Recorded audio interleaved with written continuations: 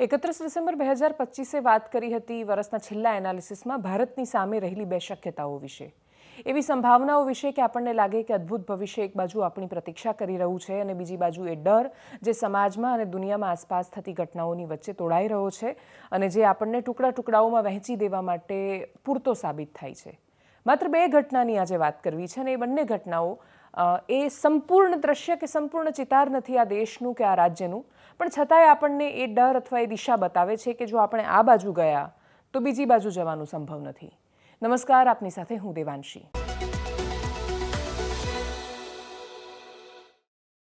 બહુ જ બધી બાબતો એકસાથે નથી ચાલી શકતી, એટલે સમાજમાં વિભાજન, ભાગલા, ઝઘડા, સામાન્ય વાતોમાં મારામારી, હિંસા, કોઈ પણ વાતમાં બતાવી દેવાની વાત, ગૌરવ, સ્વાભિમાન ટણીમાં અને વટમાં ક્યારે ફેરવાઈ જાય ને એના કારણે તમે રસ્તા પર કોઈને પણ ક્યારે મારી દો, સોશિયલ મીડિયાની એક પોસ્ટ કેવી રીતે વિવાદ બને, માફી મંગાવવાના વિડીયોનો ટ્રેન્ડ શું કામ હોય, કોઈએ પણ પોતાને બહુ જ પ્રતિભાશાળી, બૌદ્ધિક, સશક્ત, બહાદુર એ સાબિત કરવા માટે બીજાને નીચા દેખાડવું જ કેમ ફરજિયાત બની જાય, આ બધા પ્રશ્નો જ્યાં સુધી રહેશે ત્યાં સુધી જે બીજી દિશા છે કે જેની આપણે વાત કરીએ છીએ કે ભારતની જીડીપી 4થા નંબર પર પહોંચી છે, આર્ટિફિશિયલ ઇન્ટેલિજન્સમાં આપણે વિશ્વમાં 3જા નંબર પર છીએ, એઆઈ માટે જેવા સારા માણસો આપવા જોઈએ, જેવા બૌદ્ધિક માણસોની જરૂર છે એ ભારતમાં બીજા ક્રમાંક પર છે. આપણે એઆઈમાં રિવોલ્યુશન ગુજરાત કરવા જઈ રહ્યું છે, કેમ કે ગુજરાતે એક રિસર્ચ ફાઉન્ડેશનની આખી શરૂઆત કરી છે ગિફ્ટ સિટીમાં. આપણી પાસે ગૂગલ આવી રહ્યું છે ને આપણે ત્યાં આવી રહ્યું છે ને આપણે જે દુનિયાભરની વાતો કરીએ છીએ બધી કોરાણેને બાજુ પર મૂકીને 2 થી 3 ઘટનાઓની વચ્ચે એક એટલો મોટો વિવાદ બની ગયો કે આખા દિવસમાં માસનું મોટા ભાગના લોકોનું ધ્યાન શેના પર હતું એ વિવાદની વાત કરવી છે. બગદાણામાં બાપા સીતારામનું ધામ આવેલું છે. બગદાણાને લઈને એક જાહેરાત કરવામાં માયાભાઈ આહિરને સ્ટેજ પરથી બોલવામાં ચૂક થઈ. એ બહુ જ ચૂક હતી એમનાથી, એટલે એમણે કોઈને જ્યારે સંબોધન કરી રહ્યા હતા ત્યારે ટ્રસ્ટીની જગ્યાએ મેનેજિંગ ટ્રસ્ટી કહીને બોલાવ્યા. એ માત્ર ઉચ્ચારણમાં થયેલી, ઉદ્બોધનમાં થયેલી ભૂલ હોઈ શકે. એમણે હવે એ જાણી જોઈને કર્યું કે ખોટી રીતે કર્યું તો એને અલગ અલગ રીતે તમે એને મૂલવી શકો, પણ એના પછી એમનું ધ્યાન એક નવનીતભાઈ દ્વારા બગદાણામાંથી દોરવામાં આવ્યું. માયાભાઈએ કહ્યું કે હા, એમને ધ્યાનમાં નહોતું, ખબર નહોતી અને એટલા માટે એમનાથી આ બોલાઈ ગયું છે. આગ્રહ થયો કે માફી માંગો, તો એમણે માફી માંગી. માફીનો વિડીયો આવ્યો સામે કે બધાએ ટ્રસ્ટી ભેગા થઈને કહ્યું કે અમે કોઈ મેનેજિંગ ટ્રસ્ટી નક્કી જ નથી કર્યા, તો તમે કોઈનું જાહેરમાં એ રીતે એમને એવી રીતે કેમ બોલાવી રહ્યા છો. વાત ખાલી એ સંબોધનની હતી કે કેવી રીતે બોલાવાયા, વાત બહુ જ સામાન્ય હતી. એ વાત માફીનો વિડીયો મંગાવવા સુધી પહોંચી. માફીનો વિડીયો પણ આવ્યો, પણ એના પછી એ ઘટના ત્યાં પૂરી ન થઈ. ઘટનામાં વળાંક ત્યાં આવ્યો કે જે વ્યક્તિએ માફીનો વિડીયો મંગાવ્યો હતો એના પર ખરાબ રીતે હુમલો કરવામાં આવ્યો. જીવલેણ હુમલો થયા પછી વ્યક્તિ જ્યારે હોસ્પિટલમાં દાખલ હતો ત્યારે પહેલું અને બીજું એ બે અલગ અલગ વર્ઝન હતા, પણ એક વર્ઝન એવું સામે આવ્યું જેમાં એણે આરોપ લગાવ્યો કે જયરાજ આહિર, જે માયાભાઈ આહિરના સુપુત્ર છે, ભારતીય જનતા પાર્ટીમાં જોડાયેલા છે, ભાજપના નેતા છે, એમણે હુમલો કરાવ્યો નવનીતભાઈ પર. આ થતાની સાથે જ વિવાદ થયો અને એ વિવાદ એટલી હદ સુધી પહોંચ્યો કે પછી નવનીતભાઈ કઈ જાતિના છે અને એ જાતિના કારણે એમના પર હુમલો થયો એ વાત સુધી આખી આ વાત પહોંચી. ડીવાયએસપીએ ત્યાં સામે આવીને ગઈકાલે આ વિષય પર પ્રતિક્રિયા આપી હતી અને એ પ્રતિક્રિયામાં એમણે કહ્યું કે માટીનું કામ કરે છે નવનીતભાઈ, પણ બીજા એકનું કામ પણ આનું જ છે, માટીનું. ખાણ ખનીજવાળાની રેડો થતી હોય છે ને એ વિવાદમાં ડીવાયએસપીએ જે રિએક્શન આપ્યું એમાં એમણે ક્યાંય જયરાજ આહિરનું નામ નથી લીધું, ના એમણે માયાભાઈનો વિષય કે વિડીયો કે કશાનો ઉલ્લેખ નથી કર્યો. અને એના પછી બીજા દિવસે કોળી સમાજ ભેગો થયો. હીરા સોલંકી પહોંચ્યા. પરસોત્તમ સોલંકીએ ફોન પર વાત કરાવી અને કોળી સમાજના દિગ્ગજ નેતા પરસોત્તમ સોલંકીની જે કેસમાં એન્ટ્રી થાય એ વાત સમજાઈ જતી હોય છે કે કોળી સમાજ બહુ જ એકતાવાળો અને સશક્ત સમાજ છે. આ રાજ્યમાં કોઈની ગમે તેટલી વસ્તી હોઈ શકે, વસ્તીની દ્રષ્ટિએ પણ કોળી સૌથી વધારે શક્તિશાળી છે, પણ માત્ર વસ્તીથી શક્તિશાળી નથી થવાતું, એકતાથી તાકાતવાળું થવાય છે. એટલે કોળી માટે સૌથી મોટી તાકાત કોળી સમાજ છે. પછી એ ભાજપમાં હોય નેતા કે કોંગ્રેસમાં કોઈ ફરક નથી પડતો. એટલે પરસોત્તમ સોલંકી પર પ્રકાશિત નેતા નથી, એટલે ભારતીય જનતા પાર્ટીનો સિમ્બોલ ન હોય તો મતલબ એ ન જીતે કે હારી જાય એવી સ્થિતિ નથી. એટલે પરસોત્તમ સોલંકી પોતાના નામને કામથી જીતે છે, એ પોતાના સમાજથી જીતે છે. 2022ના પરિણામો આવ્યા, 162 ધારાસભ્યો ચૂંટાઈને આવ્યા. મને આ બહુ જ બધા નેતાઓને પૂછી રહી હતી જીતનું શ્રેય કોને આપશો. એકમાત્ર નેતા એવા હતા પરસોત્તમ સોલંકી. મેં જેટલા પણ ધારાસભ્યોના ઇન્ટરવ્યૂ કર્યા એમાંથી એકમાત્ર પરસોત્તમ સોલંકી એવું કહ્યું હતું કે પહેલાં મારો સમાજ. બધા જ નેતાઓની, ભારતીય જનતા પાર્ટીના કોઈ પણ નેતાની સ્ક્રિપ્ટ એકદમ ફિક્સ હોય છે. એ શરૂ થાય પ્રધાનમંત્રી નરેન્દ્ર મોદીનો આભાર માનવાથી, પછી ગૃહમંત્રી અમિત શાહ, પ્રદેશ અધ્યક્ષ, એના પછી સંગઠન મહામંત્રી, પછી જિલ્લા પ્રમુખ, એમ કરતાં સોન ચાલતું જાય. મૂળ મુદ્દા પર આવતા કાં તો 1 મિનિટ લઈ લેતા હોય છે નેતાઓ. એટલે એની વચ્ચે જ્યારે પરસોત્તમ સોલંકીને પૂછ્યું, અને બહુ સ્પેસિફિક બ્લન્ટ પ્રશ્ન મને આજે પૂછ્યો હતો કે તો કોણ પહેલાં, પાર્ટી કે સમાજ? તો એમણે બહુ સ્પષ્ટતા સાથે જવાબ આપ્યો હતો કે મારો સમાજ મારા માટે પહેલાં. અને નેતાઓ માટે જ્યારે એમનો સમાજ પહેલાં હોય તો સમાજ માટે નેતા પહેલાં રહેતા હોય છે. આ બહુ જ પરસ્પર સંબંધો છે. કોળી સમાજ સિવાય કદાચ કોઈ સમાજના નેતા એવા નથી કે જેના માટે સમાજ પ્રાથમિકતા રહ્યો હોય. અને એટલે જ કોળી સમાજની તાકાત માત્ર એ બહુ જ કરોડોમાં એમની સંખ્યા છે, માત્ર એટલી એમની તાકાત નથી. તાકાત એમની એ છે કે એ બહુ જ સંગઠિત છે. અને આ સ્થિતિની વચ્ચે પરસોત્તમ સોલંકીએ વાત કરી ફોન પર. હીરા સોલંકીએ કહ્યું, ને હીરા સોલંકીએ કહ્યું કે સોમવારે ગાંધીનગર પહોંચી એની પહેલાં પીઆઈની બદલી થઈ જવી જોઈએ. એમણે આવો હુંકાર કર્યો ત્યાંથી, પણ તમે એનું પરિણામ જુઓ કે એ બોલીને નીકળ્યા એની 60 મિનિટ નહોતી થઈ અને કાગળ સામે હતો ભાવનગર એસપી નીતિશ પાંડેના નામથી, ને જેમાં એમણે કહ્યું કે બગદાણાના પીઆઈની ટ્રાન્સફર કરી દેવામાં આવી છે. જૂનાગઢ લીવ રિઝર્વમાં એમને મૂકી દેવામાં, ત્યાં લીવ રિઝર્વમાં એમને મૂકી દેવામાં આવ્યા છે. પ્રશ્ન 2 જ છે આમાં. 1, ડીવાયએસપીએ આગલા દિવસે જે પત્રકાર પરિષદ કરી એ સાચી કે ખોટી? અને જો એ પત્રકાર પરિષદ સાચી તો પીઆઈનો ભોગ કેમ લીધો? અને જો એ પત્રકાર પરિષદ ખોટી તો એ ખોટી પ્રેસ કોન્ફરન્સ કરવાવાળા ડીવાયએસપી કે બાકીના કોઈ ઉપરી અધિકારીઓ સામે કાર્યવાહી કેમ નહીં? જો માયાભાઈ આહિરની ફેવર કરવામાં આવી છે આખા કેસમાં અને જયરાજ આહિરને બચાવવાનો પ્રયત્ન કરાયો છે, તો એ તો ડીવાયએસપીની પ્રેસ કોન્ફરન્સમાં દેખાઈ રહ્યું છે. એમણે ક્લીન ચીટ આપી દીધી છે. તો શું માત્ર પીઆઈની તપાસના કારણે આ થયું? પોલીસ ક્યારે સાચી હતી? પોલીસ કાલે શું લોકોને ઊંઠા ભણાવી રહી હતી? તો શું મતલબ સરકાર એવો સંદેશ આપવા માંગે છે કે જો તમારી પાસે કોળી સમાજ જેવી એકતા અને તાકાત નથી, જો તમારી પાસે પરસોત્તમ સોલંકી કે હીરા સોલંકી જેવા નેતાઓ નથી, જો તમારી પાસે એવું પ્રચંડ જન સમર્થન નથી, જો તમે કોઈ નાના સમાજમાંથી આવો છો કે જેનું કદાચ પોલિટિકલી વોટની દ્રષ્ટિએ એટલું મોટું સિગ્નિફિકન્સ, એટલું મહત્વ નથી જેટલું કોળી સમાજનું છે, તો તમારાથી થાય એ કરી લો. અમારી પોલીસ તો એની જ સાથે રહેશે જે શક્તિશાળી છે. અમારી પોલીસ તો એનો જ સાથ આપશે જેની પાસે સત્તા છે. સત્તા અહીંયા બંનેની પાસે છે. માયાભાઈ આહિર પણ ભારતીય જનતા પાર્ટી સાથે જ જોડાયેલા છે. જયરાજ આહિર ભાજપના નેતા છે અને પરસોત્તમ સોલંકી, હીરા સોલંકી પણ ભાજપના નેતા છે. અહીંયા પ્રશ્ન ભારતીય જનતા પાર્ટી કે કોંગ્રેસનો નથી, આ તો પાર્ટીના જ છે બંને નેતાઓ. અહીંયા પ્રશ્ન કોણ વધારે શક્તિશાળી એ સાબિત કરવાનો હતો. માયાભાઈ આહિર શક્તિશાળી સાબિત થાય કે પછી હીરા સોલંકી અને પરસોત્તમ સોલંકી શક્તિશાળી સાબિત થાય? આ બધામાં સૌથી નબળું કોઈ સાબિત થયું હોય તો એ રાજ્યની પોલીસ અને કાયદો વ્યવસ્થા છે, કે જેણે ફરી એકવાર સાબિત કર્યું કે તમે એને જે બાજુ, તમે આખી તપાસ દિશા બધું એને જે બાજુ વળાંક આપો એ બાજુ લઈ જઈ શકો છો. જો એમણે પહેલા દિવસે માયાભાઈ આહિરનું સમર્થન કર્યું અને ખોટી રીતે કર્યું, એમને બચાવવાનો પ્રયત્ન કર્યો જયરાજ આહિરને, તેનો મતલબ એ છે કે સામાન્ય માણસો પાસે તો રસ્તો જ નથી. ભીડ જ તાકાત છે. આ લોકતંત્રમાં લોકોનો અવાજ કે બંધારણ તાકાત નથી. આ ભીડ તંત્ર છે ને, જો તમારી પાછળ ઉભા રહેલા માણસોની ભીડ નથી, ટોળું નથી, તો તમારી કોઈ કિંમત નથી આ રાજ્યમાં અને દેશમાં. કાયદો અને વ્યવસ્થા જ્યાં સુધી આ સાબિત કરતી રહેશે ત્યાં સુધી આને ન્યાય મળ્યો કે અન્યાય તો અદાલતમાં સાબિત થશે ને અદાલતમાં ક્યાં સાબિત થાય છે એ તો મારવાવાળાને ખબર ને માર ખાવાવાળાને ખબર શું થયું એ.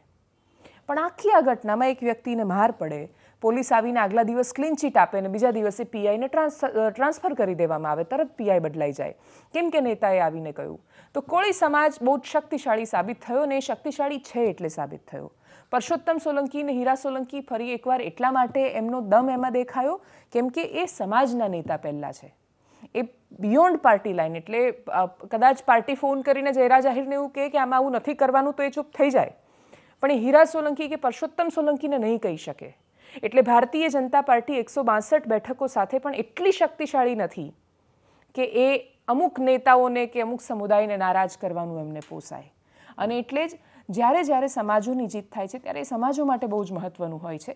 પ્રશ્ન ખાલી એટલો થાય છે કે આની જગ્યાએ કોઈ નાનો સમાજ હોત અને એનો અવાજ ન હોત તો પોલીસ આવું જ કામ કરતી, અને જવાબ એનો હા છે. અને જો ખરેખર જયરાજ આહિરની કોઈ ભૂલ નથી તો પછી પીઆઈને ભોગ લેવાનો એનો શું મતલબ? પણ દરેક વખતે મોટાભાગે નાના કર્મચારીઓ, પીઆઈ સુધીના કર્મચારીઓ તો ભોગ લેવા માટે જ બન્યા છે ગુજરાત પોલીસમાં. ઘટનાક્રમ બહુ જ રસપ્રદ છે, બહુ જ બધી પ્રતિક્રિયાઓ છે.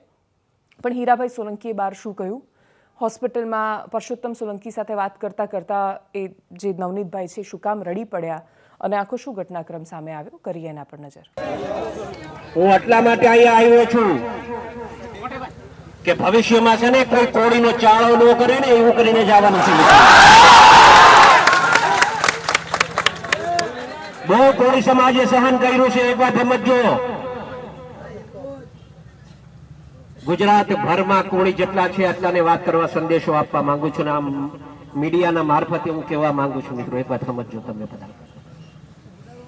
કોળી સમાજ પર અન્યાય બિલકુલ સહન નહીં થાય. નવનીત એક જ એકલો નથી, આખો સમાજ એના હારે છે મિત્રો, એક વાત ધ્યાન રાખજો. આવા જ્યાં જ્યાં બનાવો બનશે ને હીરાલાલ સોલંકી સૌથી પહેલો ને આપો જ છે.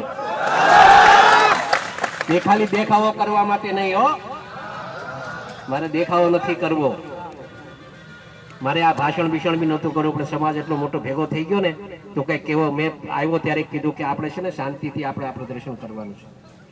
જેને ન્યાય અપાવવાનો છે એને ન્યાય અપાવીશું આપણે, એમાં મૂંઝાતા નહીં તમે કોઈ.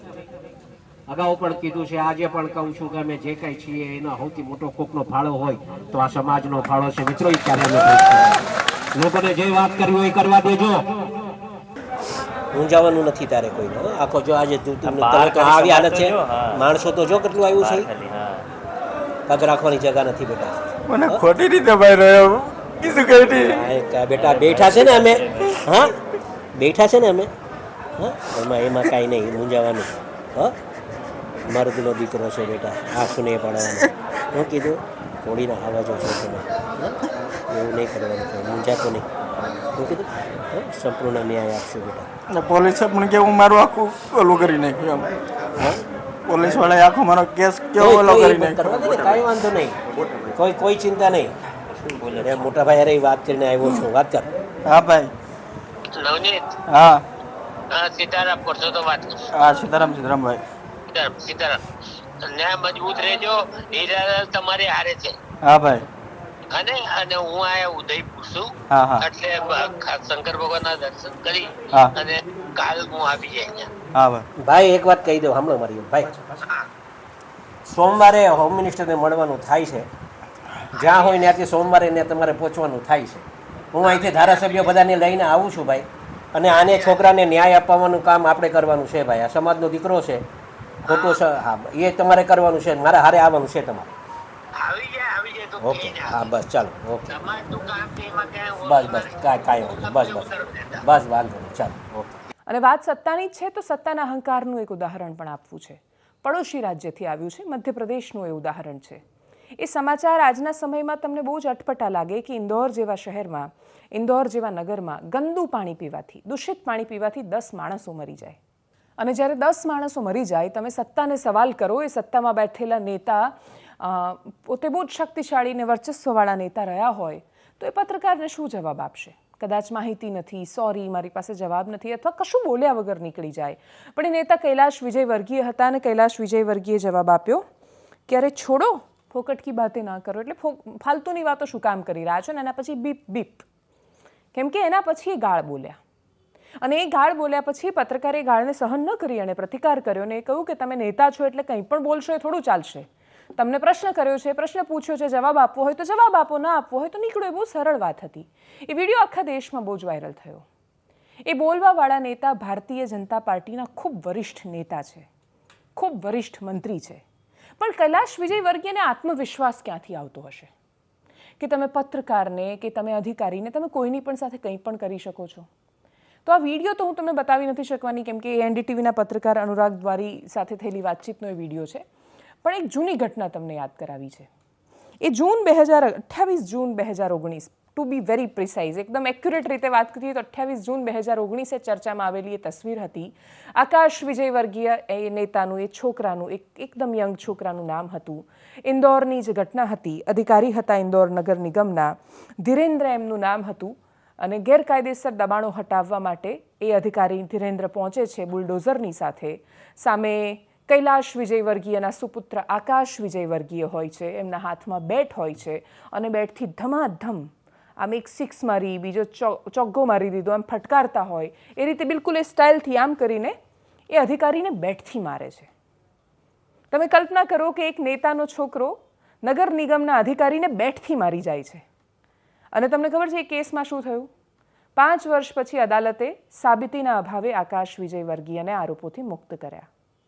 વિડીયો સામે હતો, આખી દુનિયાએ વિડીયો જોયો હતો, બહુ જ ચર્ચામાં આવ્યો હતો. અને આકાશ વિજય વર્ગીયની ટીકા પણ બહુ થઈ હતી. એટલે જે લોકો કહે છે કે મીડિયા નથી બતાવતું, મને યાદ છે 2019નો સમય 2025 જેવો પણ નહોતો, 2026 જેવો ઇનફેક્ટ એવો પણ નહોતો. ત્યારે તો થોડા ઘણા અવાજો પણ ઉઠી રહ્યા હતા. અને દેશના દરેક મુખ્ય માધ્યમોમાં, સમાચાર ધારાઓમાં, દરેક જગ્યાએ, દરેક પ્રવાહોમાં એ વિડીયો ટીકાની સાથે ચર્ચામાં હતો અને બધાએ એ વિડીયો જોયો. પણ અદાલતે એને સાબિતી માનવાનો ઇનકાર કર્યો અને આકાશ વિજય વર્ગીય છૂટી ગયા.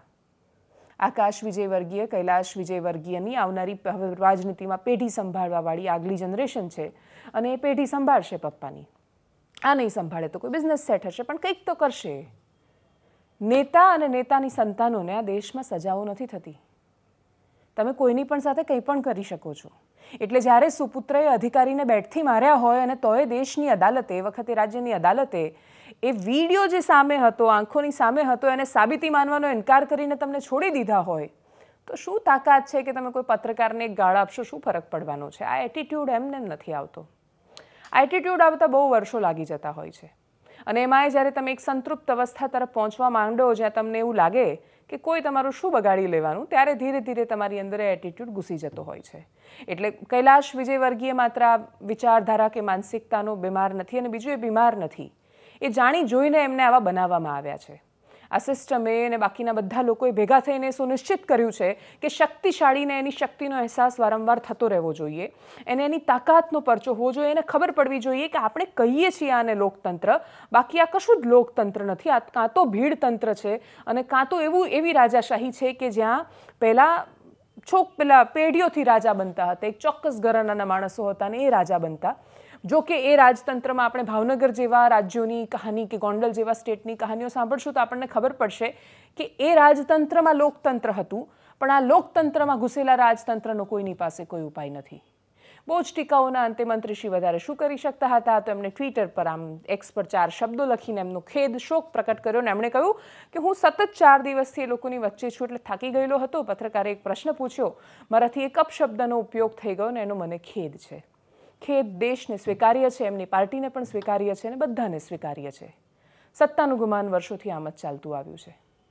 એટલે તમે પહેલી સરકારથી લઈને અત્યારની સરકારને, એ સરકારમાં આ પ્રકારના ઊભા થતા ચરિત્રોને જોશો તો તમને સમજાય છે કે એમને નેતાઓને એવો ફાંકો નથી ચડતો કે એ સ્પેશિયલ છે.